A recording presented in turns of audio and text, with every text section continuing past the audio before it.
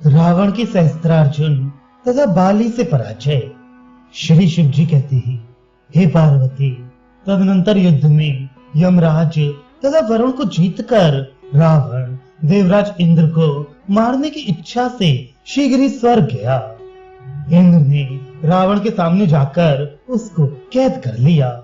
पिता को कैद किया हुआ सुनकर प्रतापी मेघनाद शीघ्र वहां जा पहुंचा तथा भयानक युद्ध करके इंद्र को जीत लिया। तब महाबलवान मेघनाद ने अपने पिता को छुड़ा लिया और इंद्र को पकड़ तथा बांधकर अपने नगर में ले आया। पश्चात ब्रह्मा ने इंद्र को मेघनाद से छुड़ाया और राक्षसों को वर देकर ब्रह्मा अपने भवन को चली गई। हे रघुत्तम, तब से मेघनाद का इंद्रजित नाम पड़ा, जो कि रावण से भी अधिक बलवान तथा युद्ध लोलुप था। इसलिए मैंने आपके सामने मेघनाद का पहले नाम दिया। इन ऋषियों ने इसका कारण पहले ही बता दिया था। विजयशील रावण ने क्रमशः सब लोगों को जीतकर अग्नि, निकृति, वायु तथा ईशान को जीत लिया और बाद में अपनी अंगुली के समान भुजाओं से कैलाश पर्वत को उठाने गया। उस समय डरकर पार्वती देवी शिव जी से लिपट गईं। पश्चात शिव ने अपने बाएं पांव के अंगूठे से उस पर्वत को दबा दिया, जिससे कैलाश धीरे धीरे नीचे धंसने लगा।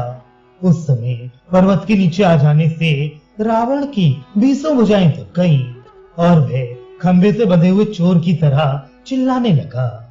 उस समय नंदीश्वर ने भी रावण को श्राप देते हुए कहा, हे असुर, तुम्हारे में वानर के समान चंचलता होने के कारण क्रुद्ध वानरों तथा मनुष्यों से ही तुम्हारी मृत्यु होगी।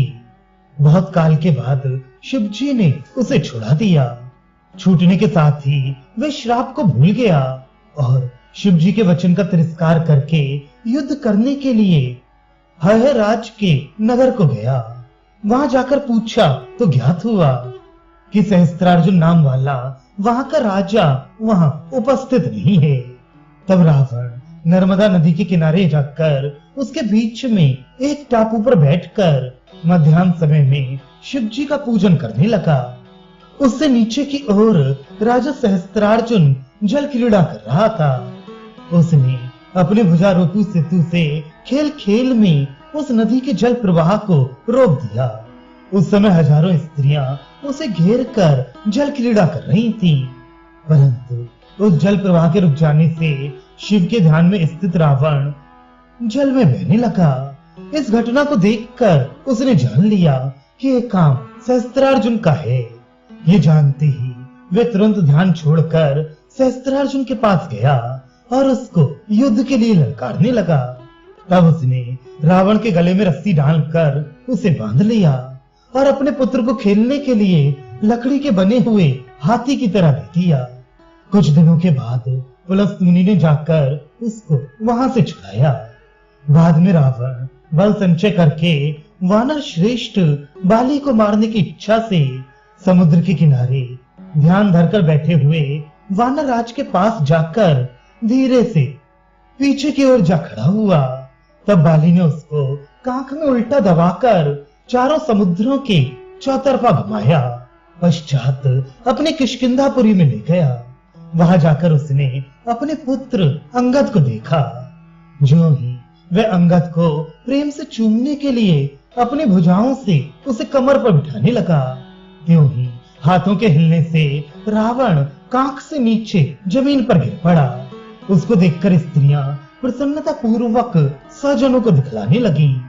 उसके ऊपर पुत्र अंगद का पालना बांधकर नीचे रावण का मुख करके उन्होंने बहुत दिनों तक बांध कर रखा, जिससे रावण का मुख अंगद की मूत्र धारा से धुलता रहा।